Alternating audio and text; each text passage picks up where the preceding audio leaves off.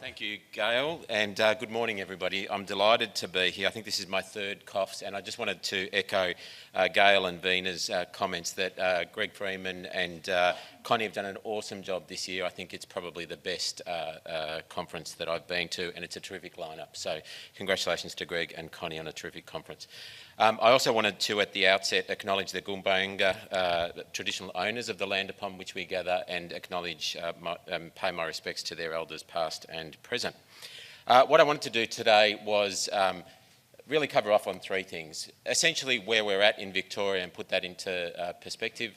Secondly, talk about where we're heading, and also weave in the China perspective as well on the current situation. I do so in the spirit of sharing and learning, which is, I think, an incredible underpinning to this conference, and not because I think we've got all the answers.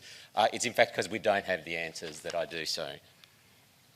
In terms of Sustainability Victoria, Gail's covered that very broadly, and just to correct her, we don't actually develop policy. Some of my colleagues are in the audience from the Department of Environment, Land, Water and Planning, which is the policy lead in Victoria. What we do in Victoria is we not only separate policy from regulation, but we also separate industry development and support, which is the work that SV does in the waste and resource recovery sector.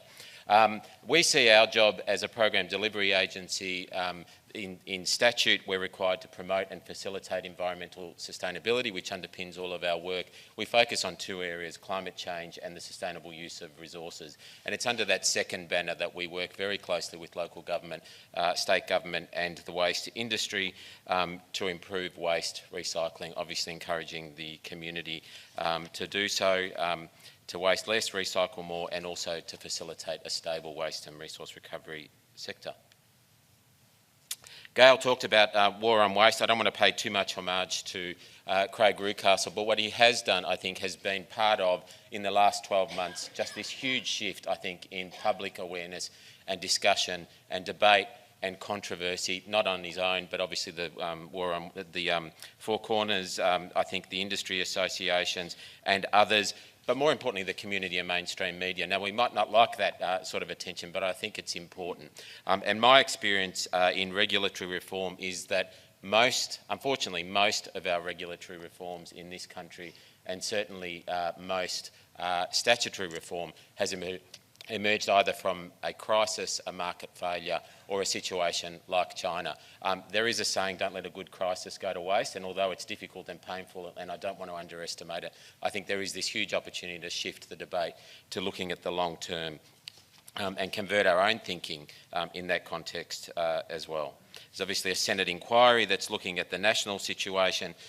2 weeks ago, the meeting of environment ministers, my minister included, resolved to put pressure on the Commonwealth to develop a national waste strategy. The current waste strategy, which most people aren't aware of, sunsets next year. I think that's a huge opportunity to have a conversation with the community and obviously relevant government agencies and the industry around the next 10-year horizon. To put China in perspective from a Victorian context, obviously the China National Sword was announced on the 18th of July last year, but it's not the first restriction. It's not a total ban, but in my view, it won't be the last either. I think I share Mike Ritchie's view that this is part of a broader pitch in China to improve their own environment, air quality in particular. It's a huge social, environmental and economic issue for that country that deserves better, I think, living standards in terms of air quality. And it's in that context that they're putting restrictions on waste, recycling and obviously contamination in the process. It is a pollution issue and I think it will continue over the longer term and that it will ratchet up, and I don't think China has said anything different in its public dispatches. And so we need to respond to that, I think, and the key issue will be about the resilience of the sector, and I think we've all got a role to play. In terms of Victoria being acutely aware of the impact of the China situation, a third of our plastics, so hard plastics, which is about 70,000 tonnes a year, and about half of our paper and card are exported just to China and Hong Kong. Globally, about half of the world's production of recycling is exported to China and currently imported. So it's a huge global issue. I think we have been caught short, but we're not alone in that. And I think most people in the industry were thinking that China may capitulate. I don't think that that's now a prospect, although I do think that there is issues to be resolved at the World Trade Organisation. On the 23rd of February, as a kind of interim response to that situation, I mentioned yesterday that the Victorian government announced a $13 million transition package. $12 million of that goes to local government, and that is to negotiate effectively a market reset, so to offset some of the impact of price fluctuations, in fact, price reductions on our recyclate, to the 30th of June. And effectively that establishes a market reset mechanism in Victoria, and I think it will significantly change the current model where 2/3 of our local governments are actually paid a rebate for their recycling bin. And in fact, there's going to be a cost pass-through in most councils, I think, is what is being predicted. As part of the $13 million, there was $1 million that went to support industry infrastructure. I'll talk about that being added really to another significant investment in infrastructure over recent years by the Victorian government. And there is also a recycling task force, which is looking at that longer-term transition. So $13 million is really just to get us through to the end of the financial year and to support local government in particular, but in a broader context, there's a task force across government, and it includes the Municipal Association Victoria, which obviously represents local government, and it includes close consultation with local gov as well as the waste industry on a broader, longer-term resilience strategy, I guess. There's also a stockpile task force that is independent of China, although not unrelated, and that's because of a particular situation that we've had in gluts in the recycling market and a number of fires in the last year. We're not alone again in that context nationally, and a waste to energy policy which will be hopefully released in the next few weeks. So those three things should be coming together in coming weeks, and the Minister will have more to say on that. My colleague Guy, over the last couple of days, has shown this diagram, which is really the first time in a Victorian context that we use the circular economy. So there's been a lot of discussion in the conference, which I think has been a fantastic feature of the conference around the circular economy. We use this for the first time in our market development strategy, and we used it as a way of demonstrating that there was a real opportunity in this circular thinking. So I don't live in some world that is a perfect circular economy, and I don't think we live in an isolated world either, and that when we're talking about a circular economy, we're thinking of ourselves in a global context, and that we're really thinking about the principles that underpin a circular economy. I think one of the things in the last 12 months, and Gail touched on this with the war on waste, is really that the community sees waste not as an economic issue, possibly an environmental issue, but definitely an emotional issue. And that's how you connect with people after all. And I think we need to capitalise on that. And what the circular economy is trying to do is actually plug into some of that community sentiment. We know that we can do better, and indeed my view is that the community expects us to do better and feels this sense of responsibility to do better with waste and recycling. And that's what underpins our system. It's that trust and hope in the system that underpins it, and we need to capitalise on that. And obviously we've got our own part to play. We used this for the first time in our market development strategy a couple of years ago. It shows where there is value, where we're losing value in terms of leakage, as some people refer to it, but also where the points of intervention are for government, for industry, for local government, and I'll touch on a couple of those. There's opportunities obviously in value adding, and Veena has spoken about some of those, in design, which I think we are incredibly underdone on, mostly because we import most of our products, but even those that are manufactured in this country, I don't think about that circular notion of how they're going to be dismantled, recycled, reused in the future. And we're also not designing for longevity. We've also used it for research and development and really understanding waste and recycling's role in a supply chain, a value-added value chain, and really in terms of that circular thinking. A note of caution on the circular economy. I think we're plenty used to using jargon in the environmental community, and in particular in the waste and recycling community. Circular economy should not just be our jargon.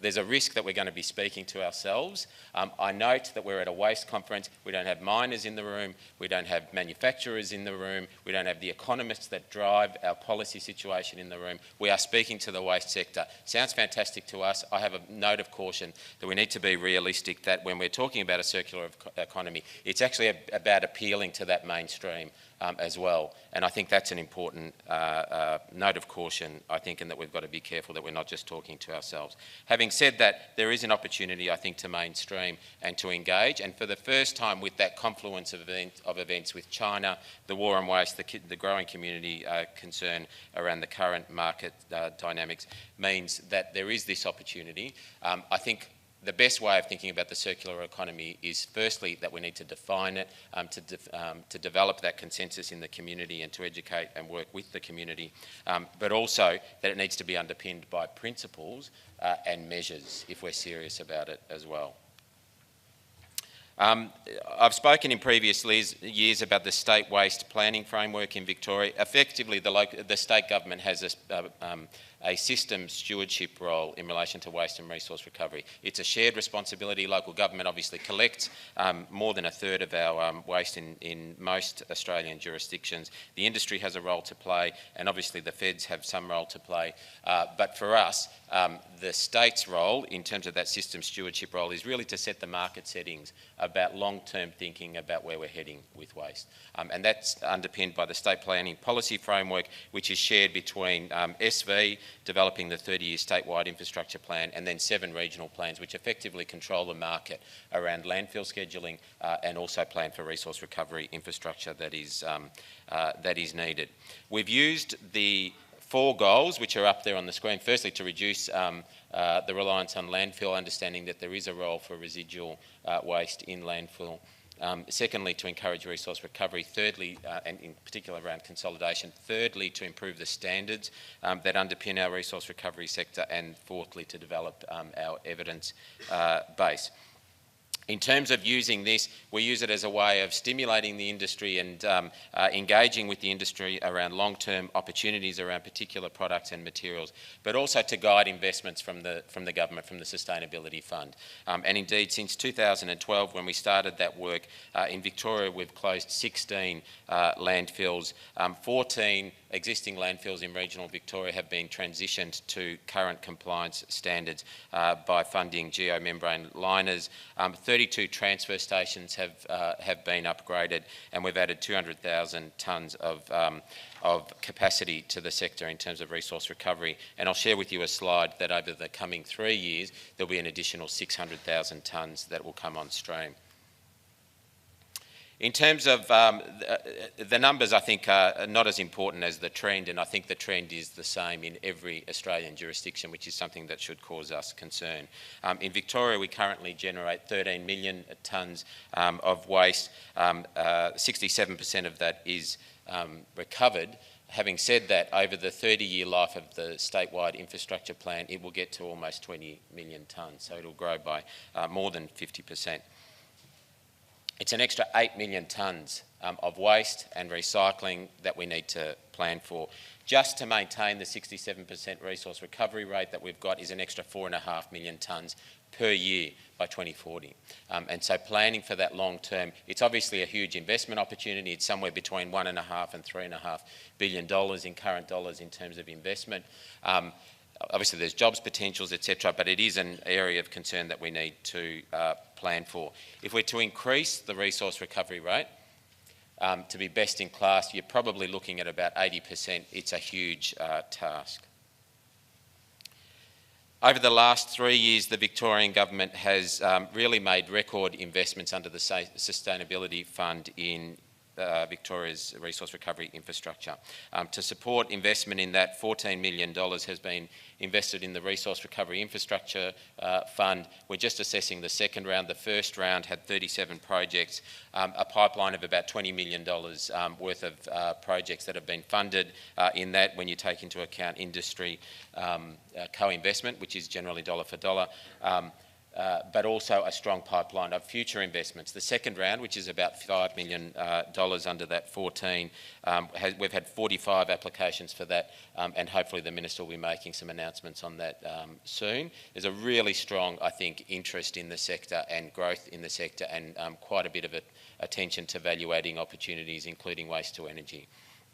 In addition to that funding, there's $2.3 million that has been injected into waste to energy. We see that as being small to mid-size waste to energy, particularly involving organic waste and anaerobic digestion. And what we're seeing in Victoria is huge interest from food and beverage manufacturers that are then looking to internalise energy costs and obviously assure themselves of energy supply, and that creates an economic sweet spot for them for energy from waste. $15 million towards e-waste, and I talked about the $1 million resource recovery transition support. In terms of the graphs that are shown up here, the green one is effectively investments in landfill levy. As I mentioned, about $32 million. It'll leverage $52 million in private investment, which is the blue line. And you'll see that the dotted lines are the projections across forward years, across the next 3 years, based on the current commitments of the government. In terms of resource recovery, it's the red line at the bottom, and you'll see that after a long lead time, that is starting to pick up, and that the forward projections are good. The yellow dotted line is increase in capacity, and capacity is important because it builds resilience and flexibility in the sector. There hasn't been much discussion, I think, this year around e-waste, but it's incredibly important to the Victorian government. In 2014, as part of an election commitment, the government committed to ban e-waste from landfill. Recently, the Minister announced that it will do so by issuing a waste management policy. The waste management policy will come into effect on the 1st of July next year, which gives the industry, local government, plenty of time to adjust. Obviously, as Veena said, there's incredible value in e-waste, but there's also hazardous aspects of that waste, and the government has committed to keeping it out of landfill, which means that there's an impost on us and an encouragement to look at opportunities to value add in Victoria, which is something that my Minister in particular is interested and committed to. In terms of transitioning local government and the industry, there's $16.5 million to support the implementation over the next 12 months.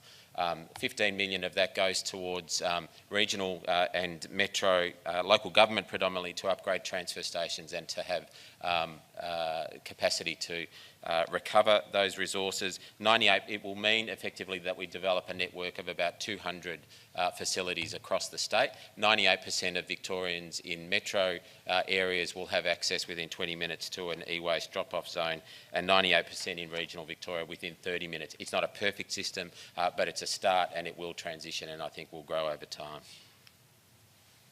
Veena talked about the role of market development, and that's something that we are very committed to, and I'll talk about some examples around that. What we've used our market development strategy to do is really to focus attention, not on all good opportunities, but really on those problem waste streams, either because of their size and their predominance, or their value, or the harm that they cause to the environment. And we've been unashamed about targeting organics, rubber from tyres, e-waste, flexible plastics, glass fines, and concrete and bricks for those reasons.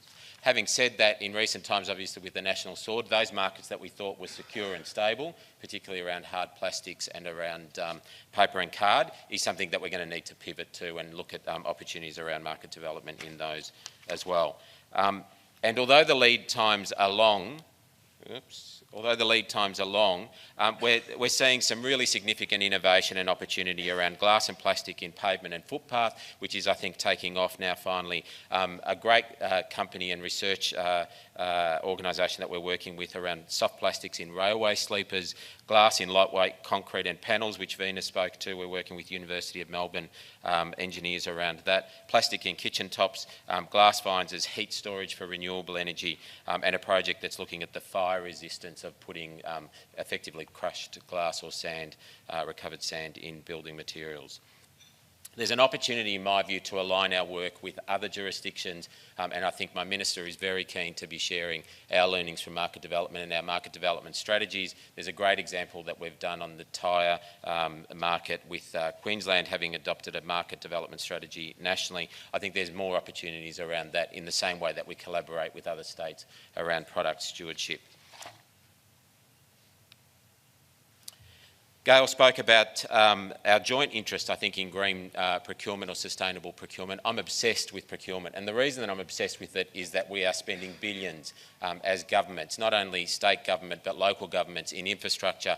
We've got a huge growing economy, we've got growing populations with cities like Melbourne that will go from 4 million to 8 million by 2050. Sydney's not dissimilar, Brisbane again.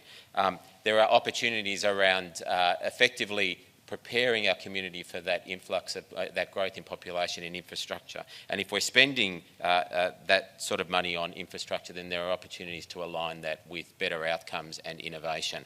The photo that's on the screen is the Skyrail, which is part of the huge investment in removal of level crossings, which is a particularly unique Melbourne trait. 50 level crossings are being removed, and a huge amount of them on the Dandenong Pakenham line, which is where this photo is taken at Murrumbeena Station. And through a combination of factors, Victorian government driving the Level Crossing Removal Authority, using and adopting the British standard for sustainable procurement that was used to drive procurement in the London Olympics, as well as the industry and the contractors that have been bidding for these projects. There's been huge gains in terms of the use of recycled content, local steel, recovered steel, etc. in those projects.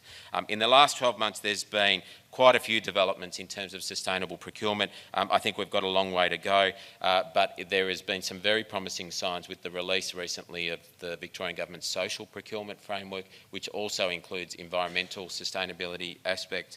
And there's tools and templates that will be developed by the Victorian Government Purchasing Board to underpin that. There's also the release of the international standard, 2400. If you're not familiar with it, I would encourage you to have a look at it, and particularly for local government. A lot of the market development opportunities, particularly around glass, for instance, and some of the problem products that we deal with in the recycling industry, end up in either bridges or roads or infrastructure. What's been fantastic has been that we've had this combination of really terrific contractors that are trying to meet their shareholders and their board's expectations around sustainability, and government clients that are actually specifying it. And I think it's ratcheting up, and there's a bit of competition, healthy competition between New South Wales and in Victoria in that respect in particular. But also ISCA, the Infrastructure Sustainability Council's rating tool, which has now been adopted as the standard for infrastructure investments in Victoria. Firstly started with baselining all of the level crossing upgrade commitments, and is now setting targets of over 70 using that rating tool. And the rating tool is in its second version, which also adopts recycled content as one of the weighted criteria in terms of the rating, which is, I think, terrific. So great work there at LXRA.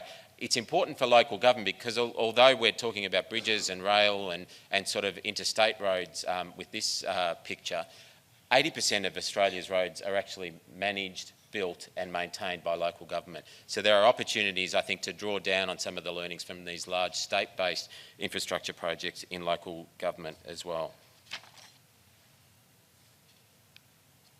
So it is a difficult time in the sector, but as you've probably gathered through my presentation, I'm very buoyant that we need to step up and use the opportunity. I think we will get through it. We've had these sort of gluts and market failures in the past, in the paper and card market in the mid-90s, and every time the industry has bounced back, I think we'll recover the glass fine mountains that Mike Ritchie was talking about as well in roads and bridges and infrastructure. But it is an opportunity, I think, and it's incumbent on us to step up and actually use that opportunity. Thank you.